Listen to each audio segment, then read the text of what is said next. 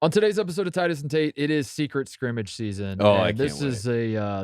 is a time of year that we get excited about on this Mm. program because it's not so much about the scrimmages themselves, although we will talk about them. We will overreact to them. We will try to squeeze every ounce of content out of them in the sense of some teams lost that were a little surprising. Tate. Yeah. Some What does it teams, mean? Yeah, what does all that mean? Yeah. Far more interesting to me is what gets out, how it gets out, Mhm. who's putting it out. These are all supposed to be secret scrimmages. Obviously, none of them are because we know they exist in the first place. You'll see some secret scrimmages have full box scores with like minutes played down to the Yes. second. Fouls Others you can't figure out per what the 36. others you can't figure out what the score was. Mhm. You just have to go off vibes. So that's what we're gonna do today. We're gonna suss these out because this past weekend was full of all sorts of secret scrimmages across the country. We had Tennessee, Michigan State. That was interesting. Yeah. That's one where the score is kind of under wraps. We but should do our kinda- tiers, like who's trending up, who's trending down based on mhm. the secret scrimmage results. Yeah. UCLA, San Diego State was a close one, or was it? I don't know. Depends on which source you talk to. Mhm. Kansas, Illinois, Virginia, Maryland, both pretty mysterious. Yeah. There's like stuff trickling out on both, but they're kind of Positive results on both sides. yeah. Everybody's happy, and you're like, how could that be? And interesting. I'll tell you one where not everybody was happy. TCU apparently smoked Alabama last week, and Alabama, according to my research, has already had a players-only meeting because of that game. We love to hear it. So that's the kind of stuff. Not so secret. Yes. A players-only meeting that has already gotten public. So that's where we're at with Alabama basketball right now. Also, is promotion relegation coming to the NBA? The answer may surprise you, folks. The answer is no, it's not. No, The answer no, is no, it's not. Let's go ahead and say that. But Adam Silver toying with the idea of getting rid of tanking at a time when my beloved Indiana Pacers are on the tank, Tate. I'm not happy about it. We might talk about it. I don't know. Could the 2015 Kentucky Wildcats beat the Sixers if promotion relegation comes along? Maybe right now. We Maybe can they figure could it right out. now. Who knows? Yeah, that's true. The Sixers do suck, which I find interesting. Oh, I have a theory about this. Yeah, we're gonna talk about that. We got to talk about that because It's a Doc Rivers update. Philly sports right now is having a resurgence. Mhm. The Eagles are the only team in the NFL that is good. Phillies in the World Series. Phillies are in the World Series. But the Sixers, who were like of the Philly teams, that was the one team that was supposed to be good that people like were actually like circled as. We spent that's a 10 title years contender. processing for Yeah. this. They suck now. Yep. Is that a coincidence? I do not think so. Mhm. I And are they tanking for Wembanyama? have Brian Windhorst fingers in the air, and Okay. I'm saying, now why is that? Mm. And I will explain on the show. Mm. But first, Woody Durham.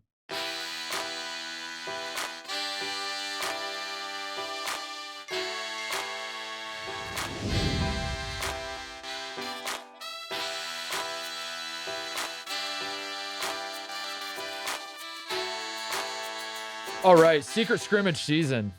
Exciting times around these parts. I have this to say before we get into it, before we start talking about each of these individual scrimmages. And I don't know how many of these you care about, how many you don't. It's a little bit of a smorgasbord in that regard. We'll see what pops up. But my initial statement on the matter: I do not care if you have guys out. Don't want to hear about it. Yeah. I don't need to hear about how 4 of your projected starters. There's one guy, he's kind of nursing an ankle injury, and we kind of threw him out there just to see what it looked like. But so that explains why we lost by 20. I don't need to hear that. I don't need to hear that. That's the Joel Embiid. That's what he's pulling off right now. He's like, I had plantar fasciitis. No one reported it. I blame you. I blame you for not knowing. If you're leaking info on these secret scrimmages, I have zero interest in hearing percentages of health. I have zero interest. Like Can I say this? This is actually the start of when the coaches and the schools themselves can understand what they're dealing with the media, because they'll tell the media certain stuff, like the beat reporters, and then they'll see what gets out. And then there's kind of like a back and forth. How much can I trust you? This is like this is training camp right now for the reporters and for the teams. If I was a coach dealing with doesn't have to be a star player, but like a starter, a guy that's a little hobbled, I would tell. What about a guy that just had surgery 2 weeks before the season? Yeah. I would tell different people within the program a different number and figure out which number gets public. Yeah. Yes. Oscar Shibwe is currently 84.5% there. And then I You told see another that guy out. it's You're like, I 86%. told that to Terrence. Yeah. Terrence, shut your mouth. You're fired. So I don't care if you have guys out. So I just want to preface that if that's of no interest to me. We are starved for scores. We are starved for Mhm. highlights that trickle out of these scrimmages. I do not need anybody raining on my parade and pointing out that some of these teams weren't playing their full lineups and all. I don't care. I simply do Okay. not care. Secondly, I do not care if you're quote trying some things out and quote Mhm. shuffling around some lineups and all that. Also, do not care. That is what the team that lost always says. Yeah. We were trying Yes. some things out. We were trying to see where guys fit in. It wasn't going to be the team that you see when we start the season. Running through some different Yeah. situations. We're playing 11 deep. Yeah. You know, when the season starts, we're 8 to 7 deep. Maybe if you want to try some things out, maybe you should have tried those out in practice. and Yes, not before in- the scrimmage. Before the scrimmage, which I guess is technically in practice, but it's not. That's the point. And that's why secret scrimmage season is so fun, is because it lives in two realities where it's a practice Mhm. that does not matter. Nobody cares. This is all the whole point of this is to try stuff out. But you and I are smart enough to know that that is not exactly what's going on here, because if that's what these coaches wanted, they could actually have a closed scrimmage with like somebody else. And like, you know what I mean? Yeah. Like it's very obviously manipulated to where some of this stuff gets out. You announce the secret scrimmage.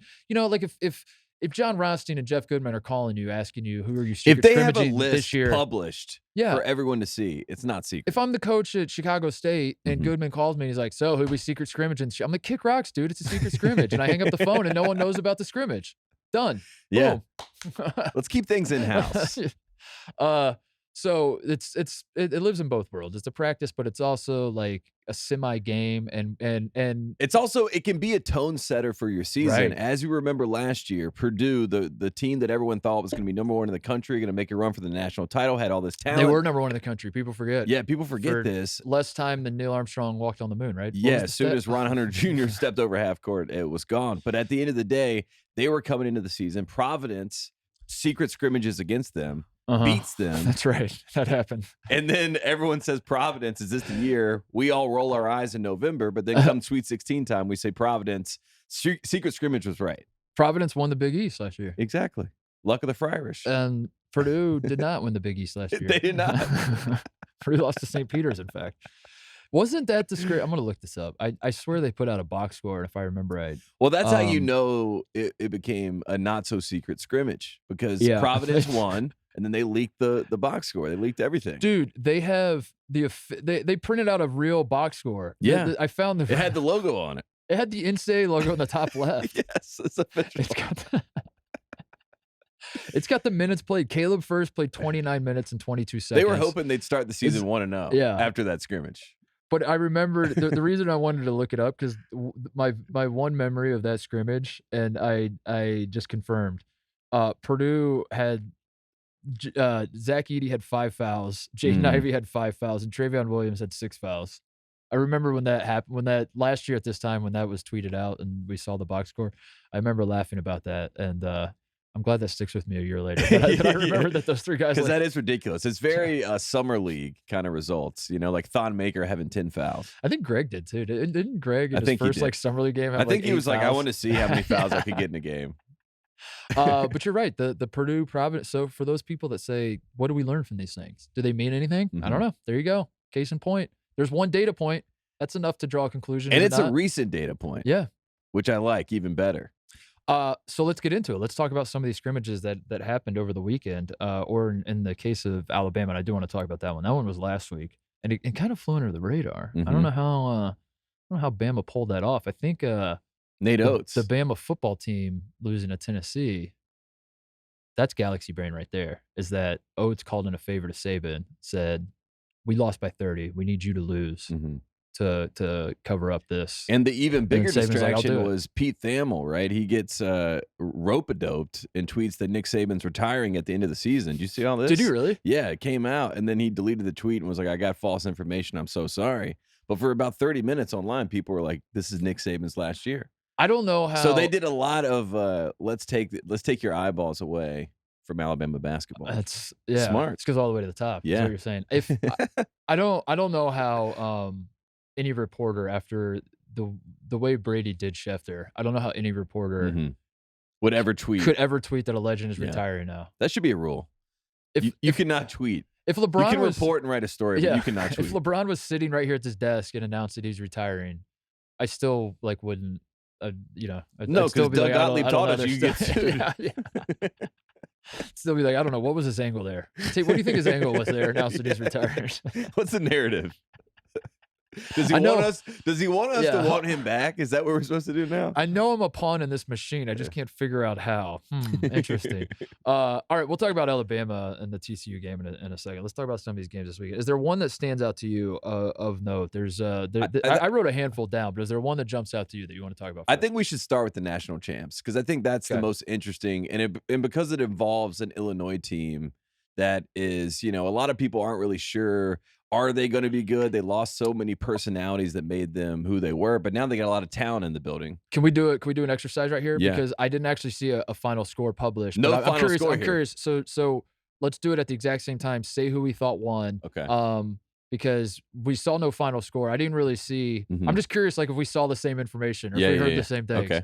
So on the count of three, let's say it at the exact same time. Okay. 1, 2, 3. Illinois. Oh. Woo. Illinois won. Interesting. We both heard that Illinois won. Interesting. Goes back to who's leaking info and what info is getting out. Because if you look at Kansas, did you talk to Katie Underwood too? Yeah, thank you, Katie. Kansas, they tweet like their little scrimmage highlights, and it just said, "Great being able to go out and play again." You know, which doesn't say like we had a great day out there, we got the victory, whatever it was. That's just kind of like it was good to get back out. We were just trying to work up a sweat. They're like the old guy in the rec league game. That's just like the result didn't matter to us. Yeah, we just wanted to get back out on the court. Yeah, that's. So Illinois had Lou Goody broke his foot. I saw that as well. That's pretty public. That one they're not trying to keep under wraps. But yeah, I'm with you that the Illinois seem to have better vibes coming out of this, and rightfully so. I mean, Kansas, Illinois is a fascinating team this year, man. They have a lot of talent. Fascinating because they're so talented, that roster. But it feels like I feel like this scrimmage should have been sponsored by Texas Tech basketball. Yes, because it sounds like the two best players in the scrimmage. Yeah, I was gonna say that. Yeah. But this Illinois team feels like it feels like a Chris Beard team with all the like trade. Like they lose like 10 guys. They lost they lost basically everybody from last year. And but they might be better than they were last year. I don't know. It remains to be seen. It's like Kofi Coburn, Trent Frazier. I mean, they lost tentpole players that you would identify as Illinois basketball. Yeah, there's so much mystery around how good this Illinois team will be, which is why them playing the defending national champions and winning, but then like I'm a little surprised that there's not more of a push from Illinois to say that they won. Like people kind of know that they won, but I think it was a handshake deal between Brad and Coach Self. They're like, we're not going to put the final results out. So I think it's trying to keep good faith. And if you watch some of the behind the scenes stuff, let's just be honest. Coach Underwood and Coach Self seem like they have a lot in common. They seem like they were having they seem like they were breaking bread, having a great time. And I think Coach Self is, he's on top of the mountain. He's having a good time. He's okay for these guys to maybe have a day that they don't win. And for Coach Underwood, he's like, this is great for us. Do you think this was Self?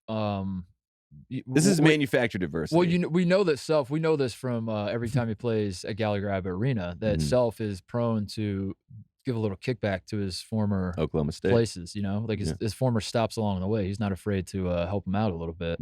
Do you think that's what happened here? Is that Self's coming off a national championship? Kansas could have lost by 50, and Self wouldn't be worried about his team or like his standing or like the direction of the program. Any of that. You won a national championship. He's like, we're good, man. We're good.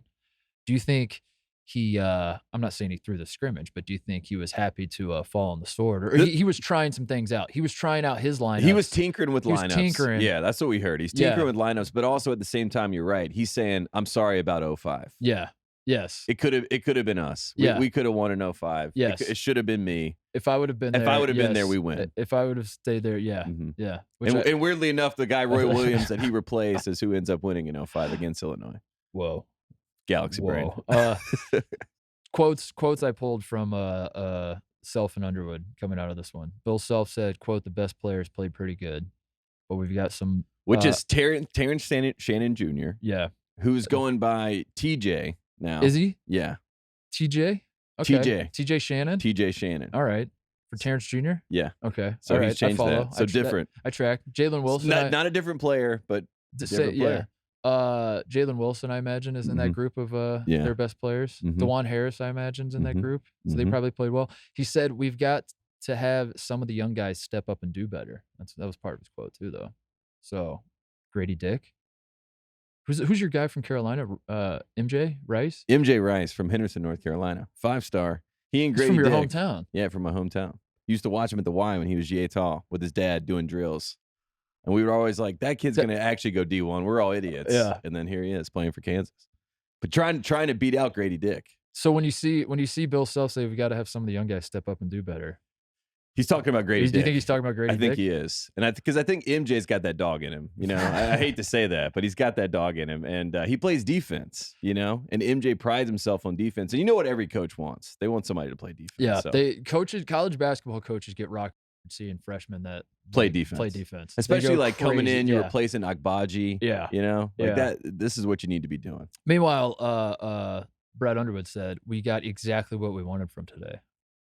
It was good to go up against a different jersey for the first time and play yada, yada, yada. That stood out to me, though. We got exactly what we wanted from today, which is tells me that, you know, because I would TJ Shannon, that's what he wanted. Yeah, I would have assumed that Brad Underwood, with having a new group of guys, because this Illinois team, if I was coaching this Illinois team, you're coming into the season with somewhat of a target on your back, and that you won the Big Ten last year.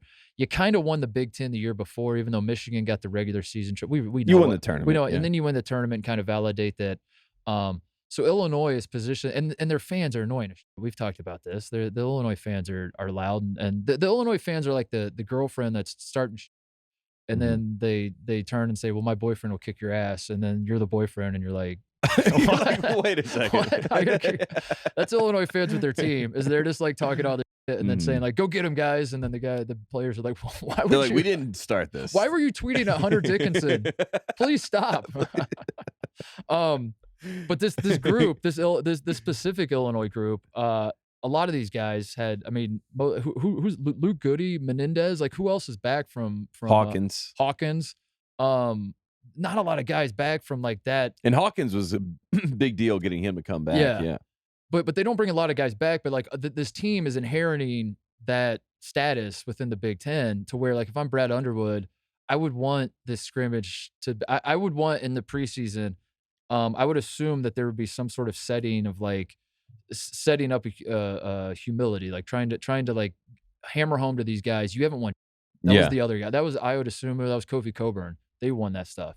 That was Trent Frazier. You did not do this. But he seems pretty fat and happy, dude. He seems like he's liking what he's seeing. We should do a friend of the program update. Sky Clark in this game, who's come on the show and blessed us as a 5-star. He apparently looked great. They were saying he was looking like an NBA point guard, and they also said Terrence Shannon Jr. was the best player on the court. So if you're Illinois fans, you're excited to hear that as well. Because you're like, we got the best player on the court. We got a young freshman guard. Yeah. Bye-bye Curbelo. We're good. We got Sky Clark now. I think they're moving forward. That's the only way they can move. I would be very happy if I was an Illinois fan right now. And I think being ranked, what are they, 23rd in the preseason? That's good. That's under a good the radar. That's what you want to be. Exactly. That's exactly what you don't want this to be like a Texas situation where it could be a top 10 talent team. Yeah. Oh yeah. Yeah. They're better than Duke. Dude. They're very good. Yes. That's a fact. I think I agree with you. I'm saying that right now. I haven't seen him play. Oh man, Duke lost to Houston, right? In their secret scrimmage. We'll talk about it, but I think that was what I read between the tea leaves. But we'll talk about it. Oh, I didn't see anything from that one. Exactly, propaganda. Are you sure that happened? I'm not sure it happened.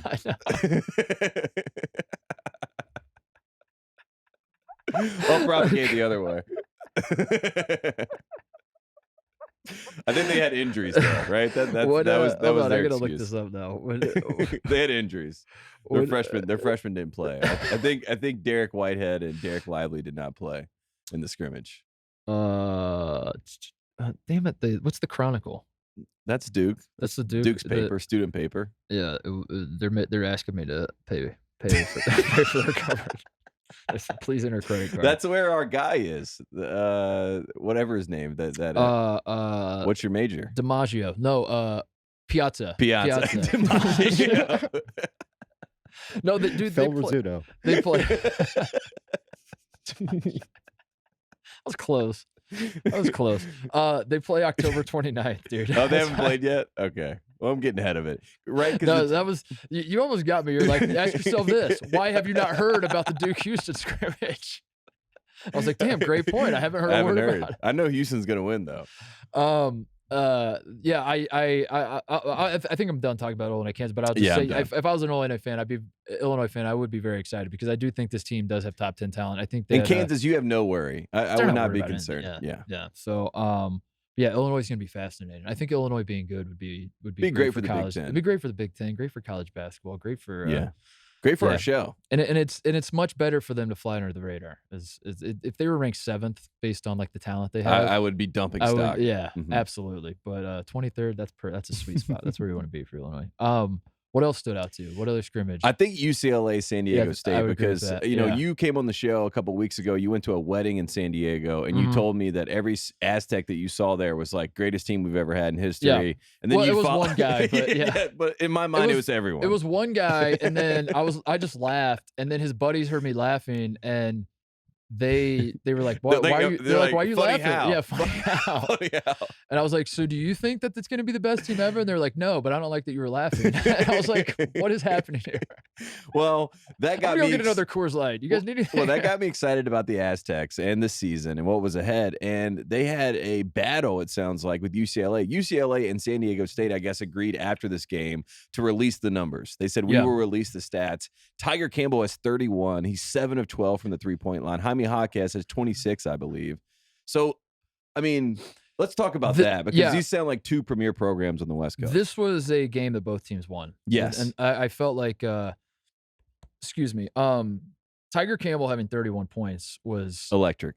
It's good news. It's great Bob news. Cousy, eat your heart out. Do you think Tyler Campbell's better than Bob Cousy? Is that what you're saying? I think right now. At this present moment. 91-year-old Bob Cousy. I think if Bob Cousy and Tiger played right now, Tiger's got him. But I don't know back in the day. You can't compare eras. But I think right now.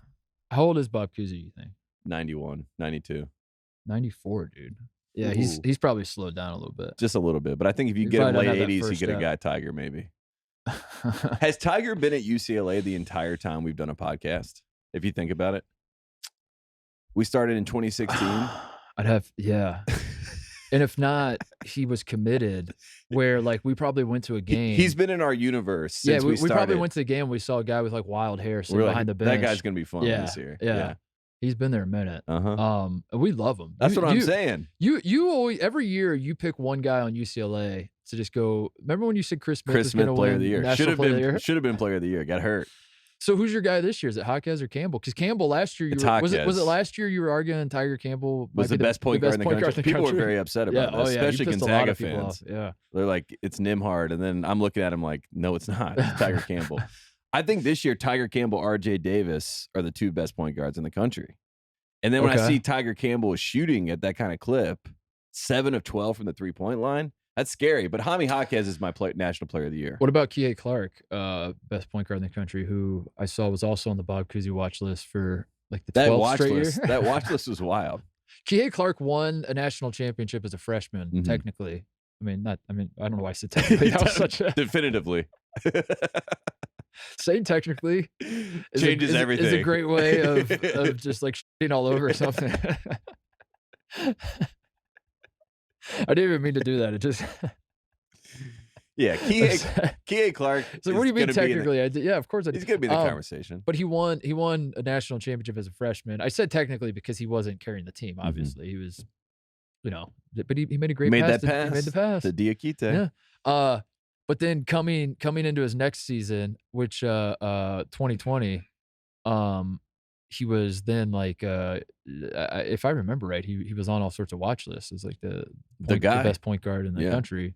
And I think he's been on those watch lists every single year. They're just waiting. He's the new Remy Martin, where Remy Martin is preseason All-American. Yeah. Every single year. Never postseason.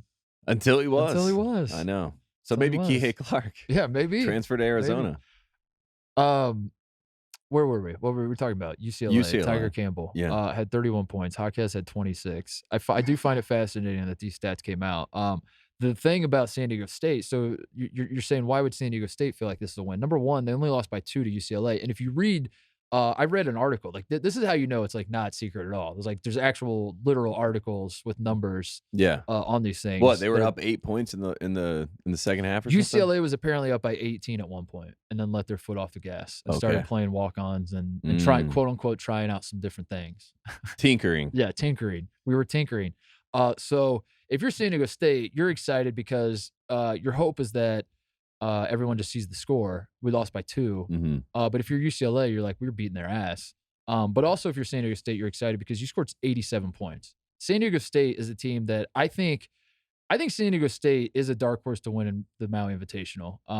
Matt Bradley's going to be the best player in this tournament. Matt Bradley is a sleeper for Naismith National Player of the Year. Yes, because he's going to, or he's on our Wooden watch list. Yes, he's a great dude. Yes, we have Wooden. Yeah, we have Wooden. He's on. Yeah, he's on our watch list. Should we make our own watch list? We should have our own watch list. And it's updated every week. Basically, if you start for a team that's above 500, you're on our watch list. We're watching you. But I think the way San Diego State is constructed is Matt Bradley does everything, and then they play great team defense, but they don't really score a ton. That's just kind of like what we expect out of San Diego State. So the fact that they scored 87 points, I don't even think Bradley went that nuts, did he? I think it was 24 or something. Yeah, that's what I saw. That's encouraging. And I'd be a little, I don't know. I'm not worried if I'm UCLA, but like scoring 87 points, that team scoring 87 points. Matt Bradley didn't even go nuts. But maybe they were tinkering, so maybe you're not worried. UCLA's gonna be fine. They're fine because I think they did have a couple guys out, which I said at the top I don't care about. But here's what I'm saying. I think UCLA is going to be the cream of the crop in the Pac-12, and I think that San Diego State is going to be top 3 in the Pac-12. So there's your Pac-12 update. I think that San Diego State is going to be so good that we think that they're in the Pac-12 this year. They're going to be in that actual conversation of could they make a run in March? Both these teams could be in the Sweet 16 come March. So you got your Pac-12 is UCLA, Gonzaga, and San Diego State. Yeah, that's your top three right now in the Pac-12. Yeah. Whew. Sheesh. It's a good conference, dude. Why are they blowing it up? I don't understand. Save the Pac-12. Save it. It's a great conference. St. Mary's in there too. Throw St. Mary's in there. Yeah, I found it interesting too that San Diego State Twitter account posted pictures and video highlights from the scrimmage. UCLA, to my knowledge, did not even acknowledge that this thing happened at all. They didn't even say like little brother. They didn't even tweet like thanks for hosting or with a handshake emoji and that's it. Like they could have done that. They didn't even do that. They completely ignored the entire thing. Yeah, so but then also they're the ones who probably leaked all the I think what happened is exactly what you said. I think that they agreed to have this scrimmage. Mick Cronin's like, nothing comes out of this. But then Tiger Campbell was so on fire and Jaime Jaquez looked so good that they were like, if we put this out, coach, we're going to get a buzz around the program. These two guys, this is what we need. And then once San Diego State saw that leak, they're like, well, we're putting everything out. Yeah. They're saying if UCLA can create the buzz, why can't we? Why can't we? Yeah. And we almost won. That's what they came out. That should have been the headline. They did beat UCLA in a real game. Yes. Like very early in was that last year? I think it was last year, right? Didn't that kind of 2 years ago? 2 years ago. It was 2 years. It was last year.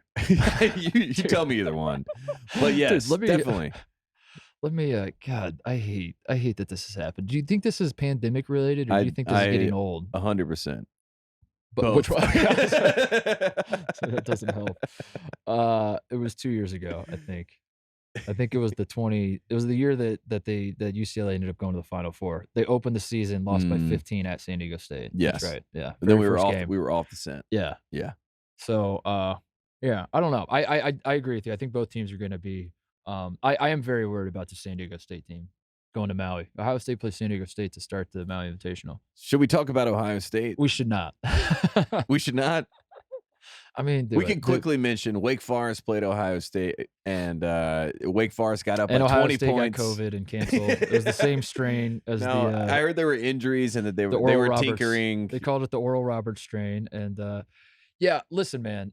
If you can't see what I see, which is that this is not about this season. This is about Bronny James to Ohio State, and that you're tanking for Bronny. We're taking for Bronny. Okay, we're taking for Bronny. That's what I needed. The official declaration. We're taking for Bronny and LeBron both because I think that they're a package deal. Yeah, and people are gonna laugh at that, but if players can get paid now, and LeBron James never started his 4-year clock in college, Look me in the eye and tell me with 100% certainty that LeBron James there will never be a time that this man could go back to college and play basketball at Ohio State. You can't do it.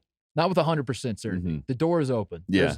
There's a small cracking of the door. Rules change every day. Yeah. And so if the Buckeyes I see the Nike campaign now. Rules are meant to be broken. And it's LeBron at Ohio State putting in work in the gym. So last year, Ohio State has 2 first-round picks. But EJ didn't go first round. He was a first-round pick that didn't go first round. But I don't know where I'm going with this. Last year we were obviously very good until Villanova, Colin Gillespie and his ass started backing us down in the post, and we got a bad draw, dude. If we would have got Michigan's draw, we go to the Sweet 16. Everybody knows that. Like, Michigan pretends like they had a better run in the tournament. They lost to Villanova. Ohio State lost to Villanova. It's a wash. Everything's even. Like, just because they, you know what I mean? Yeah. Like, if you would have switched us and we would have played Tennessee, we would have beat Tennessee. Everyone knows it. So obviously, very successful year. We beat Duke. People forget. People forget that. Yeah. That was last year. Coming into this year, you're running into the fear is, Tate, that maybe young. the program's too hot, is what I'm saying. Okay. You got to cool it off a little bit, because if the program becomes too big, football team's worried. If the Buckeyes basketball becomes too big, maybe it turns Bronny away, because I think the perfect situation is that he sees, like a place where he can plug him and his father in, and immediately Cavaliers situation. Yes, like good enough to compete, but not too good. And that's all this was. That's losing. What was it? We were down by 20. And I think it was 80-67 was the final score. If anything, I think Chris Holtmann, this shows he's too nice. Yeah. I would have never let this leak. If I was Chris Holtmann and this is a secret scrimmage, we get done, I lose by 13, I was down by 20. I'm looking at Coach Forbes and I'm saying, this never goes anywhere. Yeah. And I'm saying it with a straight face where he's like, wow, he's not joking around. But Holt as well as I do that this is his he loves MO. this. He loves sucking in the he loves it. He's like, get him off our scent. He loves getting in front of a camera in November and saying we suck. Yeah. That's why he does this. You ask like some coaches, why do you coach? He's a and they're sandbagger. Like, some coaches are like, I want to, teach these kids. I want to make a difference in my community. I want to, I love this university, and I want to, represent this university on a great scale. Whatever. You ask Chris Holtmann, why do you coach? Like, what gets you out of bed in the morning? He's like, those November days when I can tell my team they suck and say my team sucks. Yeah. And know in the back of my mind, we might not suck. We might not suck.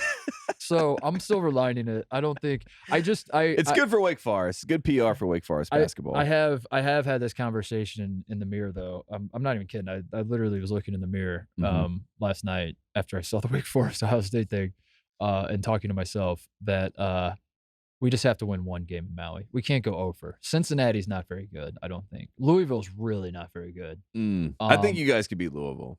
I'm very worried about San Diego State. If we beat San Diego State first game of Maui, we're playing with house money. Sky's the limit. We're playing with house money. Let's go. Let's go.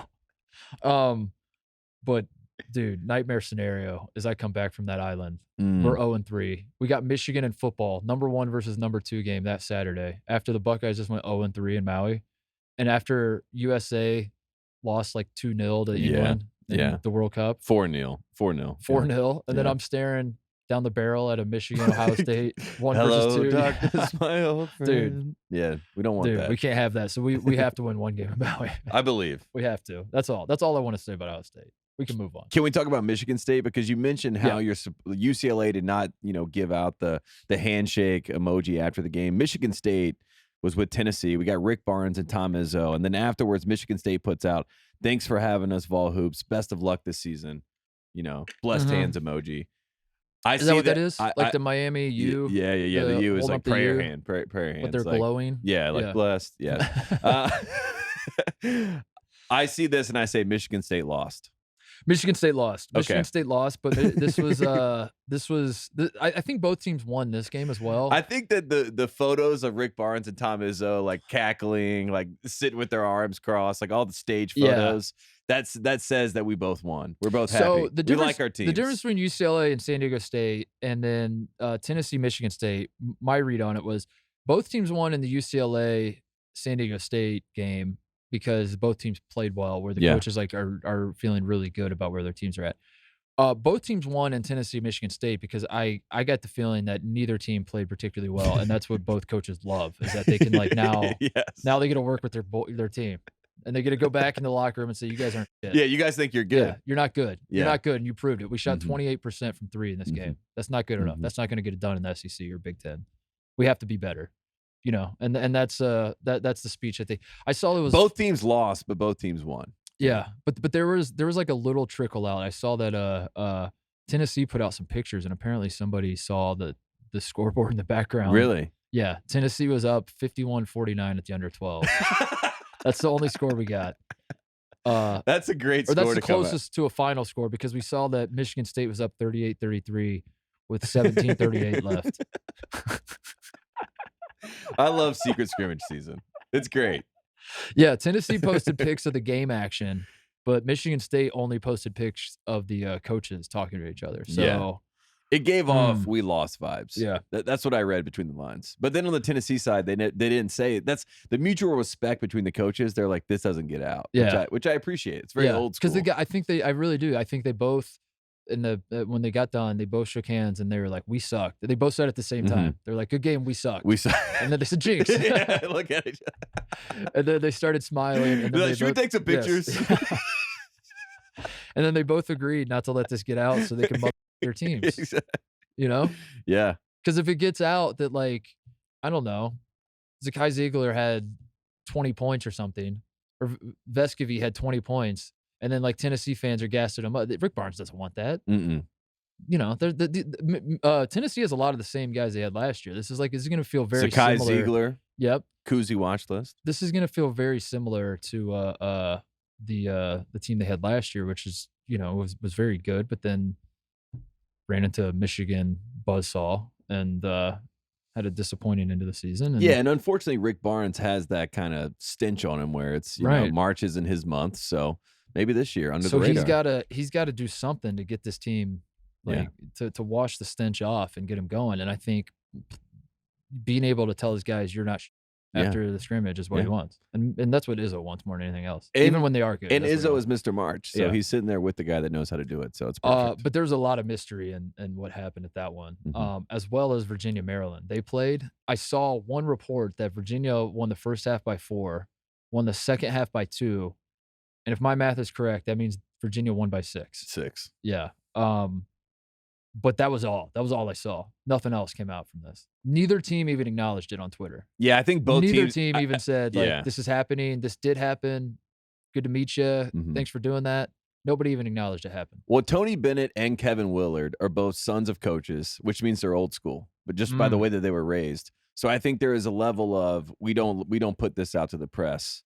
I know that they had some NBA personnel in the building watching these two team scrimmage, which is interesting. I don't know why. But in general... But that was a close scrimmage. Exactly. But at the end of the day, with this whole situation, both sides are saying, we can't win from this. It's good that we played each other. Let's just leave it be. So this is just a tie. This is a nothing. There's no winner. There's no loser. It's just nothing. We get a video of a frantic Matt Barnes driving down the street. And he's like, it's way worse. He's like, I heard what happened to the Maryland-Virginia game. It is way worse than what they're reported. He's like, I'm so sorry for what I said before about Maryland and Virginia. My NBA sources were there, and they were telling me this was bad. I worry about that having nothing coming out just because if they did have a Tiger camp, like if Kihei Clark goes 7 of 12 from 3, I think we get some reports coming out, you know? If Jaden Gardner has an amazing game or has like an amazing dunk or whatever it may be, or if Maryland looks better than expected, I think we get some leaks. Yeah. But it must have been boring. Nothing must have stood out. Ben Vanderplas goes for 35. There you go. Yeah, we would have seen that. Yeah. I think you're right. UCLA taught us that. If someone goes off, you leak it. Another scrimmage that was under wraps was Arizona played St. Mary's. No, literally nothing from this. Nothing. It didn't exist. Respect. In fact, Arizona put out, well, I guess I shouldn't have said literally nothing. Arizona put out pictures and videos. And I saw the replies on Twitter. There was 3 people that replied, and 2 of them were like, when did this happen? Yeah. Like, I didn't know this was happening. Secret. Yeah. Even the Arizona fans didn't even know this was going on. Love that. There's no word of what happened whatsoever, which I think is I have no choice but to read that as St. Mary's played well. But why would Arizona put out pictures if, like, what does that mean? Arizona's the one that put it out, but then at the same time, like I think if Arizona won it handily, they would have put out more. It must have been a close game. Yeah. But then why wouldn't St. Mary's put some stuff out? Because they must have lost. Yeah, by less than 6. That one's weird. Yeah, but I don't think that they're on a level where St. Mary's isn't going to do what San Diego State did. They're not going to put out a moral victory. Whoa, you know what I mean? Is that a shot at San Diego State? No shot. Just saying, they're not. I mean, look, we saw the banner. We saw the early banner. I don't think St. Mary's would do that. If I know anything about Randy Bennett. All right, let's talk about one more, and then we can move on because this one happened last week. It was TCU 99, Alabama 69 was the amazing report that I saw, the score that I saw leak. Same. 22 turnovers for Bama. And according to the Tuscaloosa News, Alabama had a players-only meeting the next day. It was so bad that they had a players-only meeting. But the Tuscaloosa News spun it this way, and I quote, this was the article I read. This is a direct quote out of the Tuscaloosa News. The words player-only meeting often have a negative connotation. That's not the case for this one. Last season, Charles Bediago, said Alabama didn't have meetings like this until mid-season in a year that had plenty of ups and downs and ended with a first-round exit in the NCAA tournament. So the Tuscaloosa News is spinning this a late October scrimmage. They are spinning this as we're ahead of schedule. We're actually addressing the problem before we get to it in midseason. Is how they're trying to spin this. You're having players only meeting and you're 0-0. Yes, and that's not a bad thing. That's a good thing. No, it's good. They're saying we're actually ahead of this. We're actually ahead of the problem this time instead of waiting. They're doing my strategy, which is if a player's only meeting always works and galvanizes the team. Start with it. Why not build the entire plane out of the players only meeting? Yes. It's very remember the Titans. Let's get the players all together and let them have a meeting. Bama lost by 30. Nate Oates doesn't seem too concerned, but that's first of all, TCU is very good. TCU is going to be very good. I'm worried about the. We should do our Texas basketball power rankings all season long because I think TCU's number 1 to start the year. Above Houston? Oh no, sorry. I see Houston. Houston's number 1. TCU's number 2. Okay. Just as long as they're ahead of Texas. I think Texas is number 6 right now. Why do I get the feeling that we're gonna bastardize it or just completely forget teams? They're just like Arizona makes their way into the Texas. Yes. New Mexico State is at number 6 on my Texas power rankings. But TCU is very good, so I don't think there's any shame in losing to this TCU team. I am fascinated though what's going to happen with TCU in the Big 12 season because the Big 12 is deep and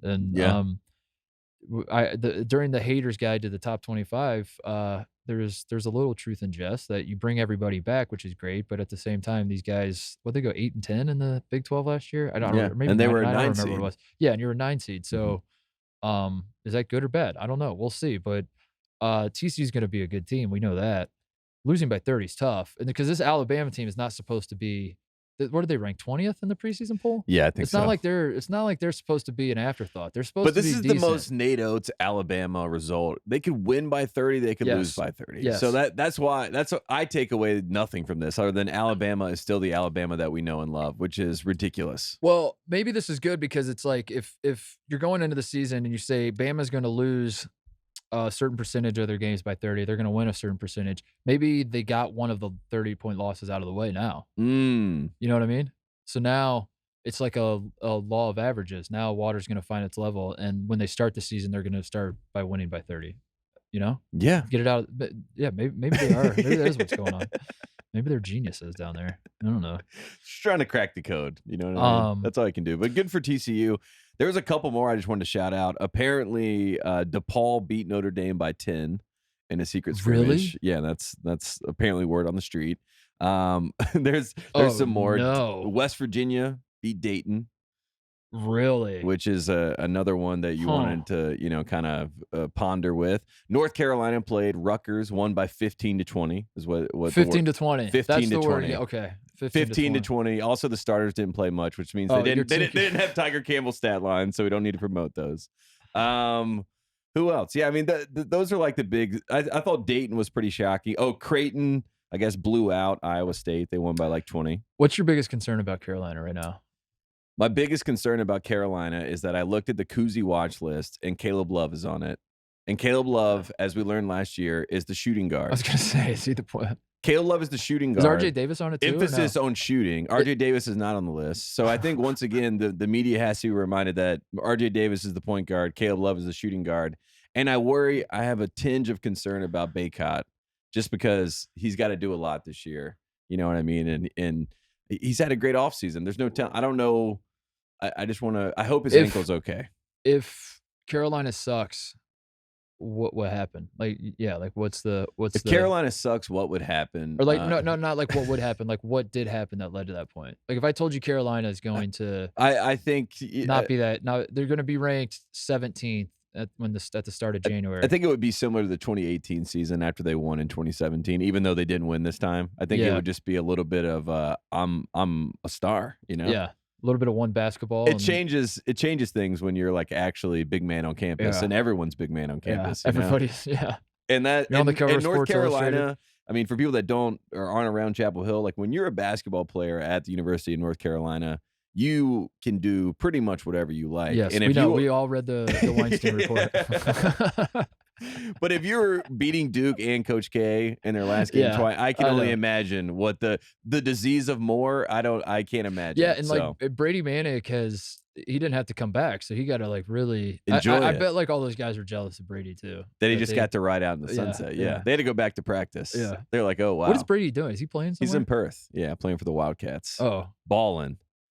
Some people that feels right for him. Well, some people have said, how did the Denver Nuggets sign Jack White, who is a bum, and then Brady Manick is playing in Jack White's home country and is balling out? No, I don't I'm going to say understand this. You don't want Brady Manick in the NBA. That's bad for the brand. Yeah, because you don't want Brady Manick just like getting tossed around as a getting as Tyler Hansbrough. You don't want that. I don't want. You don't want him getting sent down to the G League and no one can. What you want from Brady Manick is Australia feels right. Australian superstar. That's what I'm checking on the highlights. They're like Brady Manick tonight, 21 points. You want Brady Manick to like kind of develop an accent because he's been down there for so long. I want people to think he's on the Australian national. Maybe he is on the Australian national team. Maybe he becomes Australian. He's like Stephon Marbury in China. I will say, yeah, definitely. He becomes like a national icon. I mean, Dennis Rodman in North Korea. Oklahoma, Australia seems like a match made in heaven too. Like if you grew up in Oklahoma, it seems like you could do well, down in Aussie land. Yeah, it does. Oklahoma is it's Oklahoma a handshake. It's a handshake deal. Yeah, Oklahoma and Australia cultures feel similar. Yeah, that you just like, you're walking out and. Exactly. In the middle of nowhere. Yeah, you're walking out in the middle of nowhere. Some crazy that can kill you comes up on you and you just shoot it. Yeah, you just laugh at it. Just laugh at it. Just move on. All right, this is terrible. Let's take a break. We'll come back and are you satisfied with the secret scrimmage? I think so. I think we covered everything. I think so. So I guess let's not take a break yet. Trending up. Who's the big winner? Who's the big loser from all this? Would you say? I think Illinois is the biggest winner. I would agree with that. Of secret scrimmage season. I would agree with that. Yeah. The biggest loser. Duke for me. Duke. We didn't hear a single word. Hear anything about Duke. No, I think the biggest winner is Alabama. Having the players only meeting, and I think the biggest loser is Wake Forest for blowing their wad in the scrimmage. You think they peaked too early? You peaked too early. You idiots. You can't peak in October. Morons. All right, we'll take a break, come back, and talk about some other stuff. All right, let's talk a little NBA tape because I have some thoughts on this. Specifically the Philadelphia 76ers. Can I start there? Yeah, please. Because I have a I think if maybe you'll probably agree with me that the two big bad stories in the NBA right now are the Lakers and the Sixers, right? That they're both winless. Mm-hmm. The Lakers aren't a surprise, but still everybody wants to pile on because why not? It's fun. They also didn't address any of the problems from last year, so it feels right. But it is like as I'm consuming the Lakers content, there is like the rational part of my brain is like, why is this that interesting? Like we all knew this was coming, so like why is this news? You know what I mean? Yeah. But I haven't stopped. I still laugh at Russell Westbrook. Was he shooting 8% from three? 8% from three. Yeah, like it's still funny, but at the same time, it's like I don't think anybody expected anything out of this team. The Sixers, that's not the case. People expected things out of the Sixers. The Sixers were thought to be title contending team. They still could be, but they're 0-3. 0-3, right? 0-3. Okay. Yeah. Playing your Pacers today. So they're about to be 1-3, God willing. Pacers at 1-2. I know, dude. I was mad that they beat the Pistons. Matherin's awesome though. Well, Mathurin won that game in my mind. Well, it's tough because I want Mathurin to be awesome and not be like, how do you tank, and let Mathurin grow confidence and everything, but at the same time not let the tanking, the losing culture seep into his DNA. He should ask the Sixers today when he's playing against them. He asked Joel Embiid while they're playing. Yeah, what did you guys do wrong? Like, how did you guys become such losers? But I want to talk about the Sixers because I want to bring this full circle because right now Philadelphia, as you may be aware, is having a bit of they're on a bit of a run, we'll say. The Eagles are the only good team in the NFL. Every other team sucks. The Phillies just won the pennant.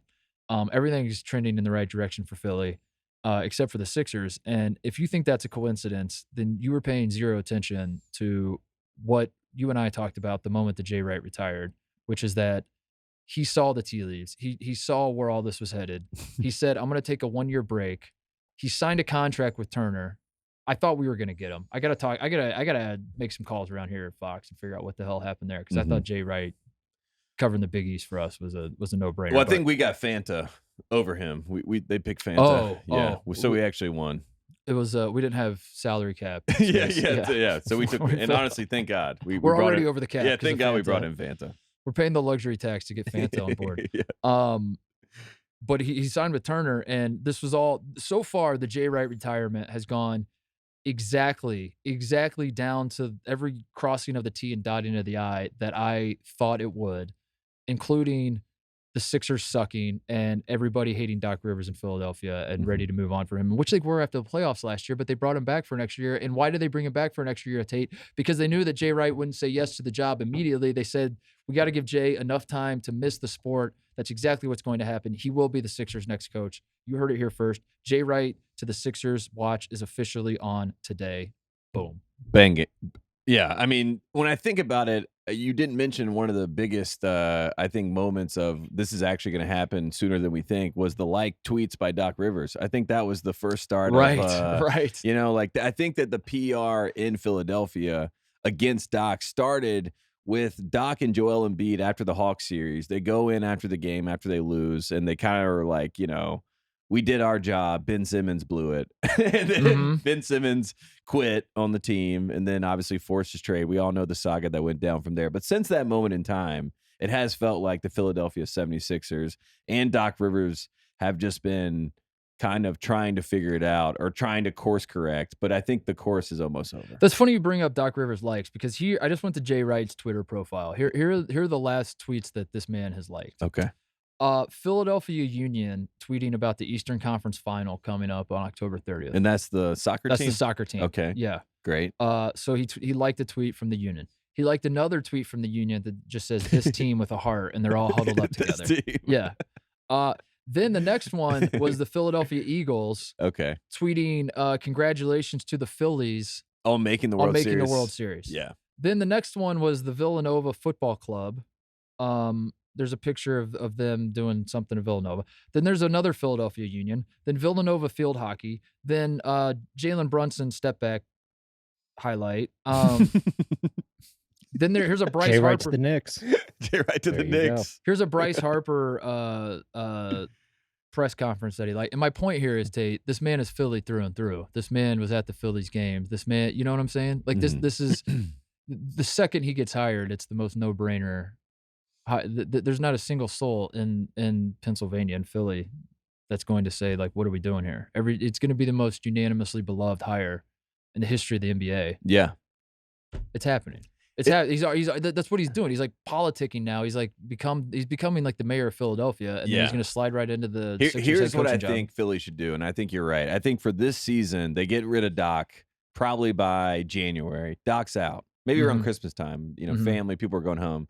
Just get rid of him. Sam Cassell takes over for the rest of the year. They make a nice little playoff run. They almost get there. But then James Harden's like, I'm out. I'm tired of trying to win championships. Joel Embiid's like, I don't want to do this anymore. I don't want to win anymore. I'm out. And the only person left is Tyrese Maxey, who's a young all-star, and I think gets what it means to be a star in Philly. Jay Wright comes in the offseason, takes Maxey under his wing. You get a whole new era of Philadelphia basketball. You trade those guys for some big pieces. And guess what? We're processing again. We didn't win any championships because of the last process. But Jay Wright can coach these kids. Philadelphia loves him, and it just feels like the Bucks and the Celtics are headed back on a collision course to the Eastern Conference Finals, and that means that Philadelphia is not going to be going to the finals. I think Jay Wright leaving Villanova was, I think he was ready because even when he retired, when he said he was leaving Villanova, he's like, I'm not done coaching. He immediately was like, I'm not done coaching necessarily. Yeah, I just wanted to take a break. But I also like the guy likes to be liked. Who doesn't? Like he is beloved at Villanova. He's beloved in that part of the country. And he likes that. But at the same time, if you leave Villanova to go take I don't know, what was the job that was open? I don't remember the NBA site, the Thunder job or something. Lakers. The Lakers. Yeah, the Lakers.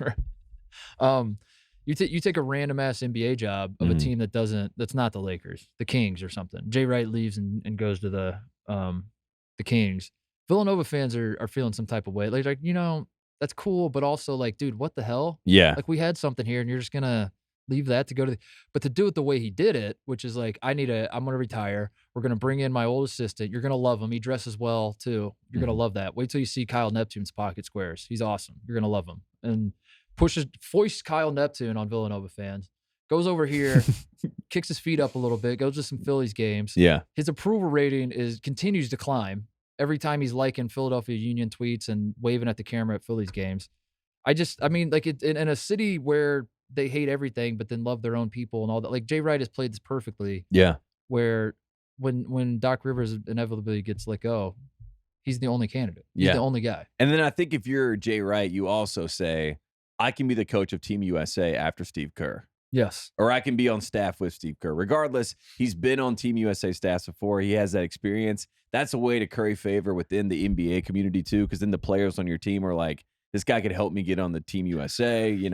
Got those relations, those ties. So he gets into the professional basketball world. He takes over. Everyone loves Jay Wright. And he doesn't really have to win from day one because everyone's so exhausted from every single year. We have championship or bust, and then we don't win the championship. I think he might have a nice little break there where everyone's like, I just need a breather. I just want to have a fun team. I want to watch Jay Wright. And he gets us. He gets Philly. And he'll apologize if they play bad and they don't give effort. You know what I mean? And that's all Philly wants. Doc Rivers denies anything happened and blames everyone else. And everyone's like, please stop. And then likes horny tweets. And that's the Doc Rivers experience. And I think Doc Rivers is a really good coach. But for this team and this system, and his name is Doc, dude. I think that's like you start there. It didn't make sense. It did make sense. You can't bring Doc to the Sixers. To Dr. J. It's Dr. J. It's just like, It's also, he said when he got the job, he was going to go by Glenn. He was like, I will be Glenn Rivers because out of respect to the doctor. And then I've never heard him once be called Not one Glenn. time. Yeah, not once. And for that reason, I'm out. The other NBA thing I want to talk to you about was Adam Silver saying he's going to keep an eye on tanking. Did you see that? He said he's monitoring the situation. He's going to, what was the quote?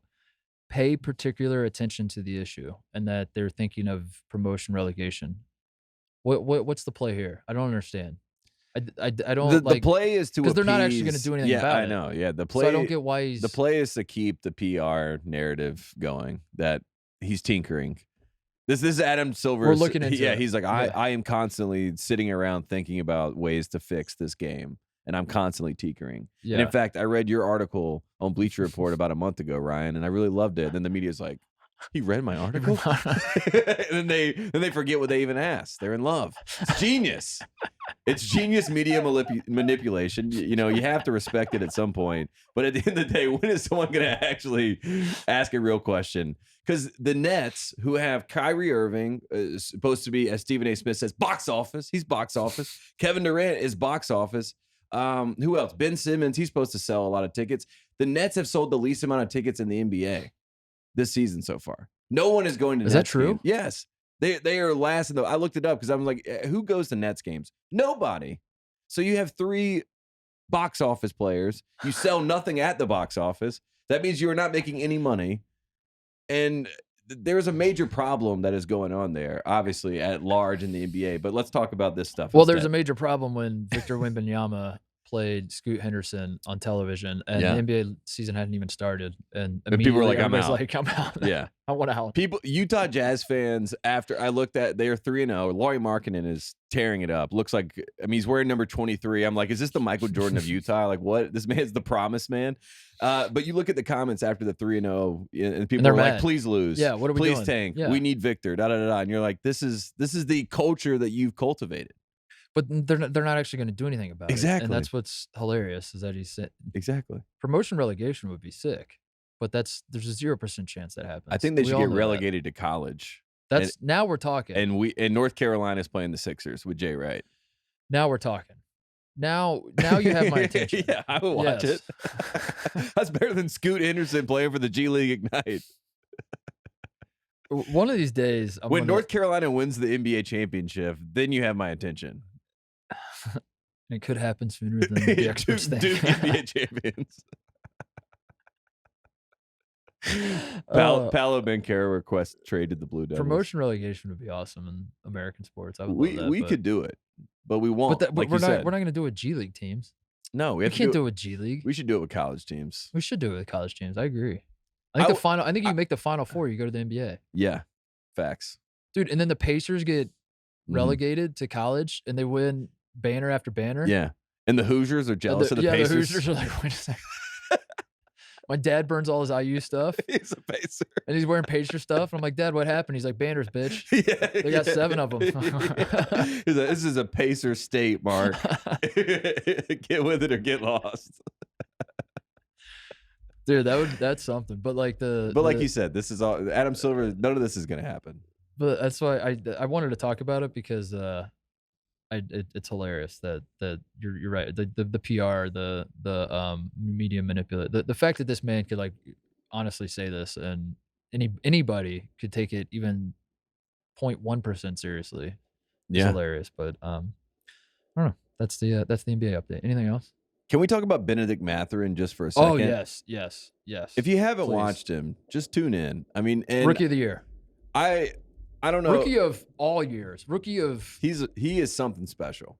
And he talks about, like, I watched one of his post-game interviews, and he's like, I have so many flaws in my game. That's what he said. I have so many flaws in my game. I'm just trying to get better every single day. And then I'm watching him. I'm like, I don't see many flaws in your game, Benedict Mathurin. But this guy's going to be something special. He lives in the gym. He loves being a Pacer. I'm excited for you. Your boy is my boy. I was definitely coping when the Pacers couldn't get Ivy. Because I wanted Ivy looks great also. Ivy does it great, but I immediately, like, once I knew it was going to be Mathurin, I immediately was like, you know what, we won the draft. I think this does mark the first time in the history of my life. I'm 35 years old. I do think this is the first time I've ever said "we" about the Indiana Pacers. The Pacers won the draft because Mathurin being Canadian is better. Like, I wanted Ivy because he's a Hoosier. I mean, he's from South Bend, which isn't Indy. It's not like he grew up in the area or anything, but I wanted him because he's from Indiana, and I thought that would play better for the Pacers. That'd be sick to have an Indiana kid. You were Steve Alford. You were like, I need Steve Alford. Yes, do not take Reggie Miller. Yeah, please do not take Reggie Miller. Do not make the same mistake. You're looking at Donnie Nelson, please. But like part of that, you remember me going crazy about it. Tate was that like the Pacers exist just to grow some talent every so often, and then sell them off to the better teams, and then and that they exist as a farm team. Paul George, in the NBA. So I thought a kid from Indiana might want to spend his entire career there. That'd be exciting. I think Mathurin, I'm getting ahead of myself, but maybe the Canadian part of this plays into this as well. But like, where's he from in Canada? I gotta look that up. I feel like Ontario, but I could Montreal. It says Montreal. There you go. Yeah, dude, Montreal. I've been to Montreal, and listen, I don't speak French, so like this factored into it. I hated Montreal. You did. I didn't like Montreal. My brother. That's where we did his bachelor party in Montreal. I had a great time. That's what everyone says. The strip clubs are awesome. I don't know. Whoa, I didn't say that. Whoa.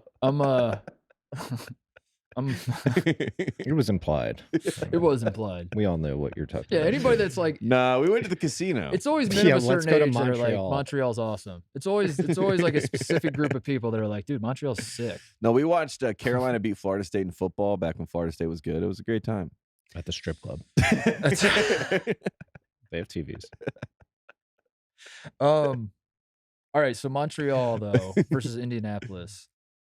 Yeah, everyone listening is losing their mind. They're like, "Come on, man, Montreal's way better than Indianapolis." But I'm just trying to paint a picture. I'm trying to convince myself that Ben Mathurin won't. Ben Mathurin said he remembers everyone that went before him and that he takes it personally, and he just wants them to respect him on the court. And I respect that. That's but his outlook. Is he our Giannis guy? Where like Giannis is Giannis is like, I'm not trying to go to LA. I'm not trying to go to New York. I love it here. This is fine by me. The NBA is trying to make Giannis go somewhere else, and he's like, Milwaukee's close enough to Chicago. I can do it here.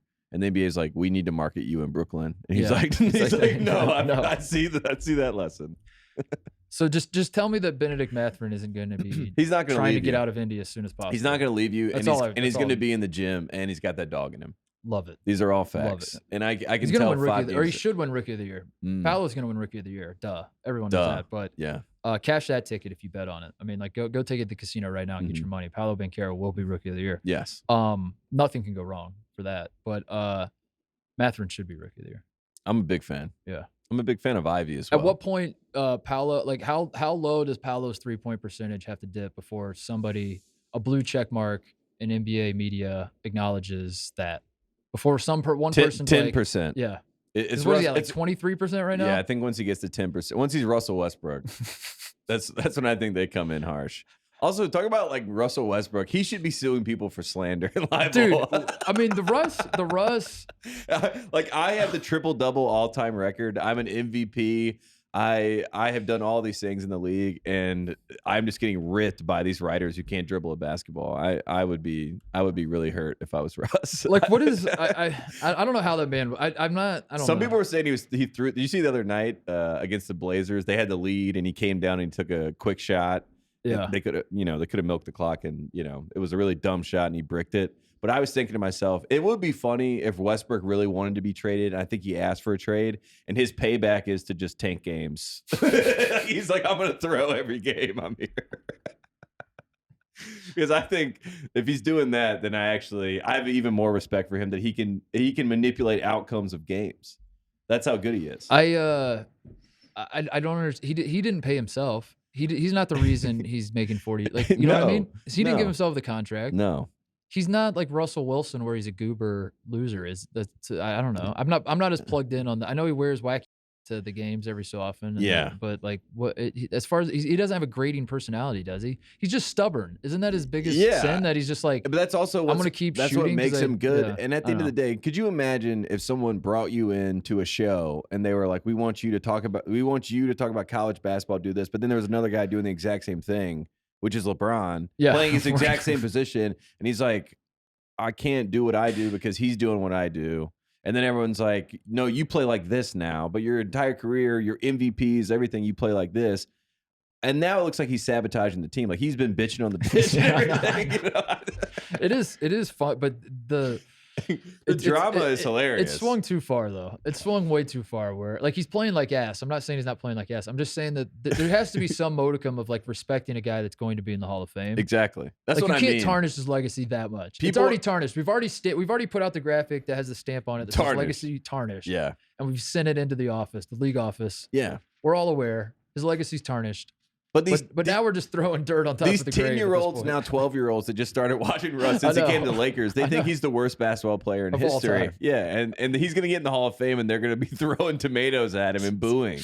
And it's insane. And the writers might not even vote him into the Hall of Fame. I saw some writers talking about that. They were like, honestly, it may change my vote in the end. I'm like, Russell Westbrook is a definitive Hall of Famer. I vividly remember my dad when I was growing up telling me that Oscar Robertson, he was like, he might be the greatest basketball player that's ever lived. And I was like, why, Dad? Like, I see Michael Jordan right in front of my face. I see Larry Bird and Magic Johnson. I've heard about Kareem. Like, what makes Oscar? He's like, Mark, you don't understand. This man averaged a triple-double. Do you have any idea how hard that is? And then I started thinking about it, and I started paying more attention to basketball, and I started like noticing triple-doubles, and I was like, oh my God, those don't happen that often. That's so hard. That's impossible.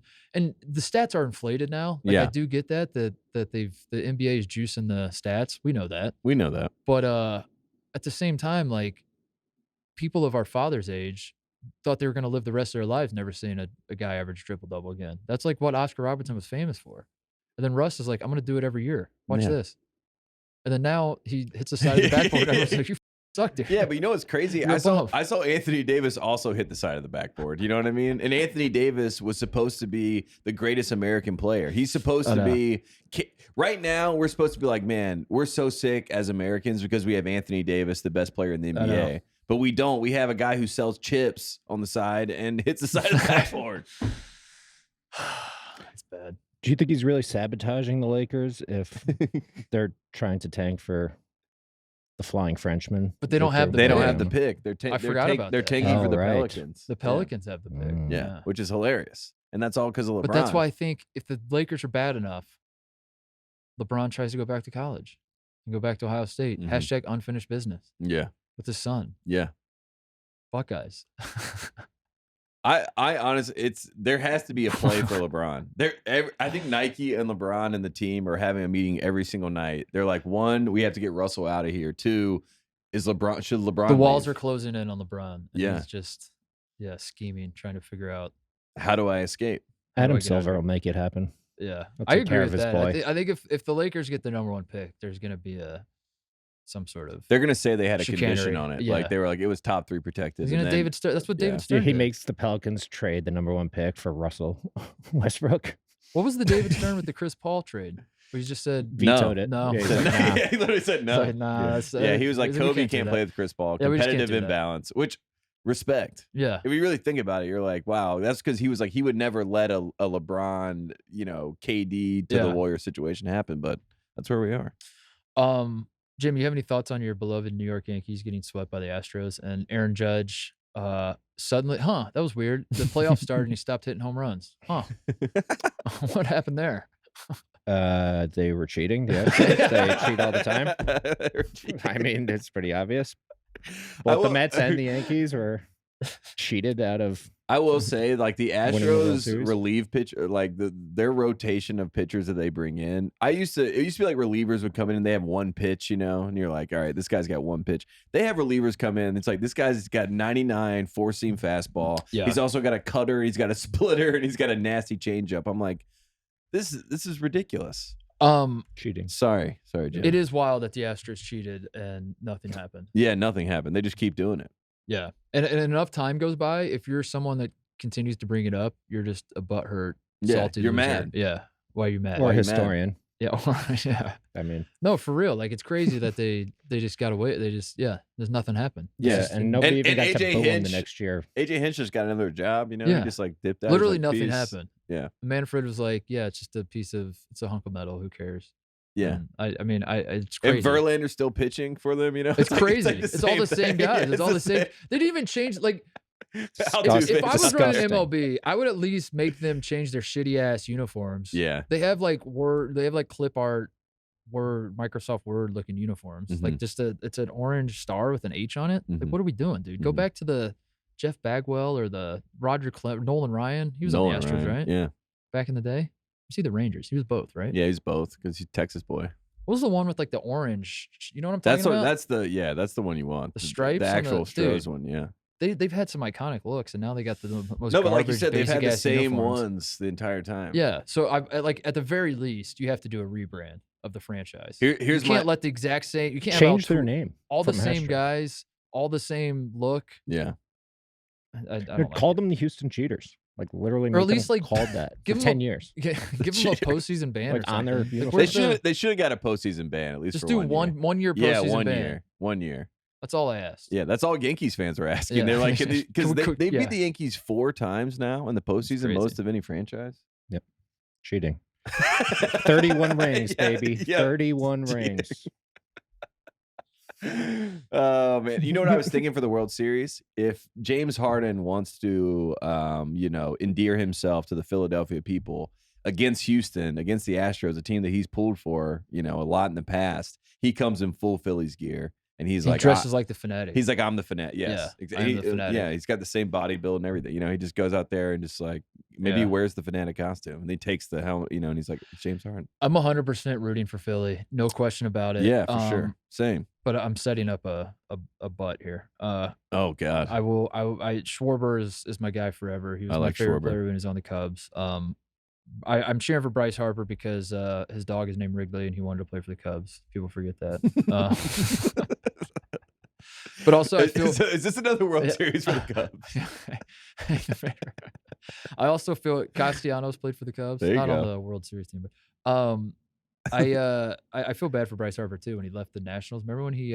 I thought about that, Jim, when we were talking about the who was it that ran out the back of the end zone and Orlovsky was off the hook, and then we were talking about Garoppolo, right? Yeah. Well, it was Garoppolo, and then we were talking about blunders that'll never happen again. I went home that night and I remembered Bryce Harper. The blunder that will never happen in the history of sports again is Bryce Harper doing his introductory press conference with the Phillies, and he said, "My goal is to bring a title to Washington." Yeah. And then that year, the Nationals won the World Series, and that was like the funniest thing to think back on. It could not have gone more perfect, but I kind of want him to win a title because of that. Yeah, he's been great. Having said all of that, Tate, it drives me insane that the Philadelphia Phillies are trying to own Dancing on My Own as their anthem, because I've seen this across a lot of sports, and I think it needs to be called out and something needs to be done about this of teams.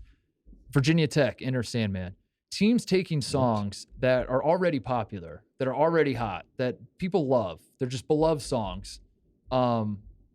Sweet Caroline, like how many teams have done that? Carolina. Red Sox. Unless it's a song about that particular place on earth, or like it's like very inherent to that school or that. Carolina on My Mind, James Carolina Taylor. on My Mind is a great example. Like that's Carolina. So if you play that at the Panthers games, it at least makes sense. Afro Man, Mississippi. You know? Sure. There we go. There's another one. But Virginia Tech trying to own Enter Sandman, Wisconsin trying to own Jump Around. Yeah, I hate that. Philly's trying to own Dancing on. The reason I got upset about it was because I was listening to Mr. Brightside not too long ago, and one of my Michigan friends said something about how like that's the Michigan football song. And I was like, are you kidding me? That's not a Michigan football song. That's a white people song. That's a white people song. He's like, no, we played at Michigan Stadium. I'm surprised you don't know that. I was like, why would I know that? I'm surprised you don't know that. Why would I care about that? Why? What you think I'm like well versed on Michigan? Like, what do you know? And it drives me crazy. They play it at every stadium though. They played it every stadium. Yeah. But so Enter Sandman is the Yankees, Mariano Rivera. Just to let you know, it's not Metallica. It's neither. It's a white people song. Isn't that wild? Like, how does I mean, I'm not banging Dancing on My Own in my house often, but now it's like all of a sudden, like, I don't know. Who sings that? What is that? Dancing by Myself by Billy Idol? No, Dancing on My Own. You've heard that song. I'm in the corner watching you kiss her. Oh. You know the song. You know what I'm talking about. Fell right into my trap. Do you know? Got you. Now Tate's giving me a weird eyes. Well, I mean, do you know what I'm talking about? What's the name of Scott? Oh my God. I don't know the song. Oh my God. I just Tate gave it a valiant effort. Singing. I tried to keep singing. All right, so the Phillies, when they win, now you can watch. When the Phillies win at home, they played the Dancing on My Own song. I think I've heard the song. The whole place goes nuts. It's like become their anthem. And I'm putting my foot down and saying, like you can continue to do it, but like you don't own the song. Okay. The song belongs to the streets. Okay. Yeah. Is what I'm saying. I agree with that. There's no line that's like take a Rocky song or something. There's your song, Philly. Like you can take that.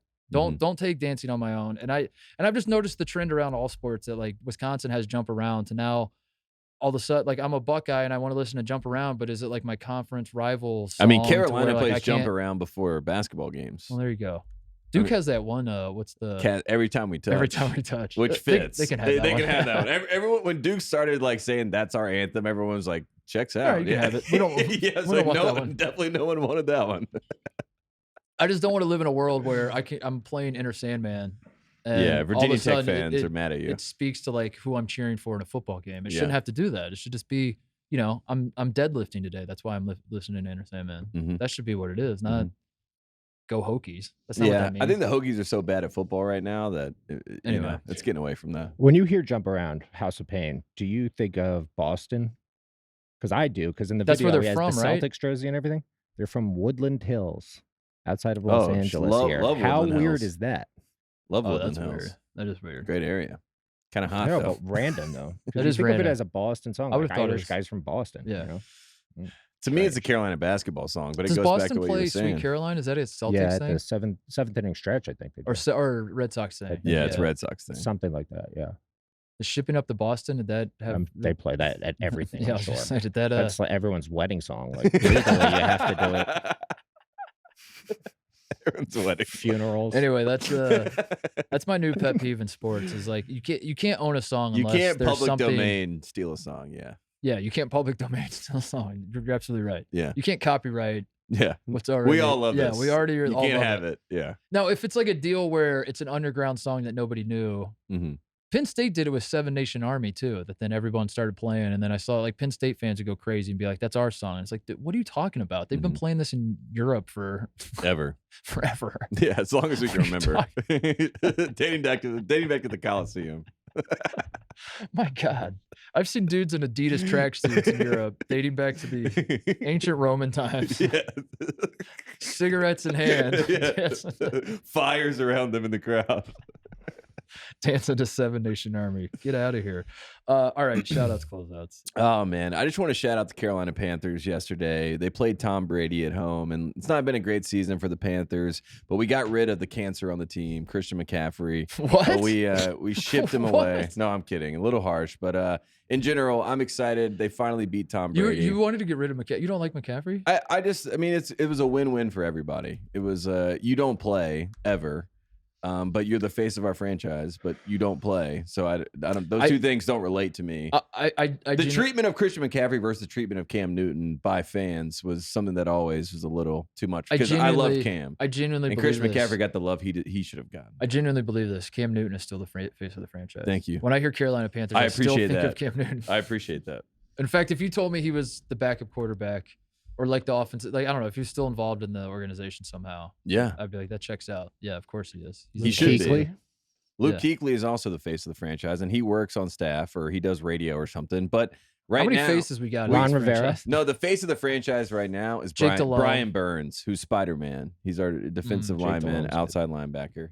We went from Superman Cam to Spider-Man Brian Burns, and then the middle era of Captain America that's gone now. We're done with Captain America. Fan? I'm a Chargers stockholder and season ticket holder. Stockholder. How many games? I partially own the team. Have you gone to this weekend, my buddy Jesse's from Seattle, and he wanted to go see the Seahawks play, and I thought the Seahawks might win. How many games have you gone to this season? I have lots of friends, and they want to go to the games, and I sell them my tickets. What about Chris Gamble? Is he a face of the Panthers? Was once upon a time for sure. For sure. Awesome. Steve Smith. Yeah, Steve Smith's a good one. Steve Smith, Ice Up Son. Tim Biakabatuka. Oh, I had a Biakabatuka jersey. Should we just go around the room and name players so we run out? Musa Muhammad. All right, Greg Olsen. Greg Olsen. Yeah. Also a face of the franchise. Also calling the Super Bowl for Fox company men. That's right. Shout out to Greg Olsen. Kerry Collins. All right, I'm doing this. Collins. Carolina Panthers players. I'm hitting enter. We're gonna see what comes up first. Who's number one? What's your guess? Number one right now? No, I'm gonna just Google whatever the Google says. All right, number one is Cam Newton. What's the first result? Newton. What do you think, Jim? That's a good one. I'll go Greg Olsen. I think it might be McCaffrey because of the recent. I'm gonna throw up. If it's McCaffrey, I'm gonna throw up. Carolina Panthers players hit enter. Who is it? First result, Baker Mayfield. Dude, that's awesome. Get out of here. The face of the franchise. He's not the face of the franchise. Yep. But shout out to the Panthers. We got a nice win. It's good to win one. There you go. We got an answer. That's the face. No. Speaking of Fox football talent, I want to shout out our colleague Joel Klatt for stirring the pot. Speaking of Carolina football as well, firing off tweets today. Does anyone think Clemson football could actually win either division in the SEC or the Big Ten East? Do you think they could finish better than third in the SEC East or Big Ten East? I don't either. Send tweet. Step back. Watch the chaos ensue. And I just thought it was a masterful job because I saw like people were going nuts. And the ACC people are going nuts. Clemson people are fired up. I'm incensed right now. I'm not gonna lie to you. And it inspired me because as we're on the dawn of a new college basketball season, I need more. I need to do more of this in my life. I need to just send tweets. Feed the wolves. Feed the wolves. I mean, at the end of the day, he's not wrong because DJU is not looking great. Yeah. And he got benched this weekend. So, I mean, look, Clemson doesn't look great. I just love it just was like a masterful, like college football's so good at that. And even in a world where they have a playoff and this stuff like sorts itself out, like college football has still found a way to continue to yell about teams not playing anybody. And, conferences. Like you're going to figure it out. Like if you think Clemson's better than Michigan, that's going to work itself out. Mm-hmm. We don't have to argue. We don't have to yell at each other about it right now. But they're like, yeah, no, we do. This is something. This is what we do. This is what I did. Yeah. And this is what my father did before me. Yeah. And this is what. And let's be honest, the Pac-12 champion cannot beat the number 3 team in the Big Ten. You know, like everyone yells about it. It's perfect. I don't know. I woke up to that today, and I do really like Joel Klatt, and I appreciate that someone has told Joel Klatt you gotta feed the wolves every once in a while. Yeah. And he's doing it.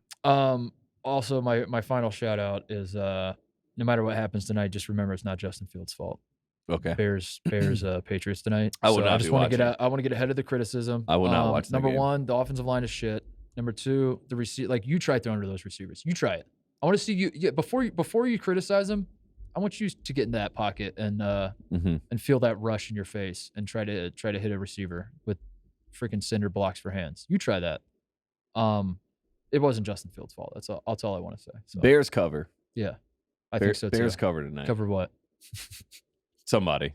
They have one good defensive play. Yeah. Free Robert Quinn. Bears people, trade Robert Quinn to a real team, please. Is that it? Do you have any other shout outs?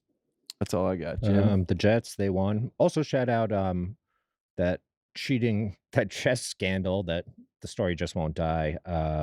Your boy, the 19-year-old Hans Neiman, whatever his name is, has filed a $100 million defamation lawsuit. $100 million? Mm-hmm. I love this country. Yeah, well, saying what? Like saying that the Devontae Adams pushed me over. yeah. What? Devontae Adams also pushed me. What is so he's basically saying because people have said he cheated, which he did do, that they have defamed him? But they haven't proved he did. But you can't prove that. Okay. Yeah. But I guess if you're him, slander, if he libel. didn't use anal beads or whatever, he's like, you have ruined my name by saying I did this. The guy should just take a picture of himself wearing an Astros jersey and hit send tweet on that. And he's smiling. See you in the World Series. Yeah. He also got blacklisted from like chess.com and things, it says. So egregiously defaming him and unlawfully colluding to blacklist him from the profession to which he has dedicated his life. Man, he should start a podcast. Yeah. You know, where he explains how to cheat in chess. Yeah. I think that's his only move. OnlyFans. Do we care about Halloween next week? Yeah. Are you going to Adam Levine's party, Jim? I don't think it's happening. It got canceled. I've asked several times. The cheating. You should go. You should go as Adam Levine to his own that'd party. Be good. Get all the tattoos he's got. That's a great idea. That he, he's got California around his belly button, right? I'm sure he does. Checks out. I think that's right. I already have that. I hate that I know. I also have that. It's easy. I hate that I know that. I hate that I know that. I hate that I freaking hang on. Yeah, he does. He does. Oh my god! Sing that song to us while you're looking at his tattoo, dude. Gross. Are you would care about Halloween or no? Yeah, I got a Halloween costume. Are we wearing costumes next Monday? I think we should. Sure. I got to figure out what I'm doing. I think I got Scott Howard, Teen Wolf. I got the jersey. I got to figure some out. My original idea was Rambus. But I don't think I'm going to do that because it's too close to the heart. Yeah, too close to the heart. Well, you have multiple nights if you do a different thing. Each night it's Friday, Saturday. My other idea was next Monday when we're doing the show. I already told you guys this was I wear a suit and tie and be Sean Miller, and just throughout the show I pour water on myself. Live look. And we just do live looks. That's the whole good. Show. I vote for that. But the production, get electrocuted. The production team was like, we have a lot of wires going. Sir, we cannot pour water. So don't do that. So I gotta figure out what I'm doing next Monday. But all right, we'll do something. We'll figure it out. It's Halloween. We got to celebrate. Yeah. All right. Is that the show? That's the show. Thanks for listening, everybody. It's not Justin Fields' fault. Whatever happens tonight, do not hit send on those mean tweets to him. Yeah. I'm begging you. And that's it. We'll see you guys Thursday. Free Trubisky.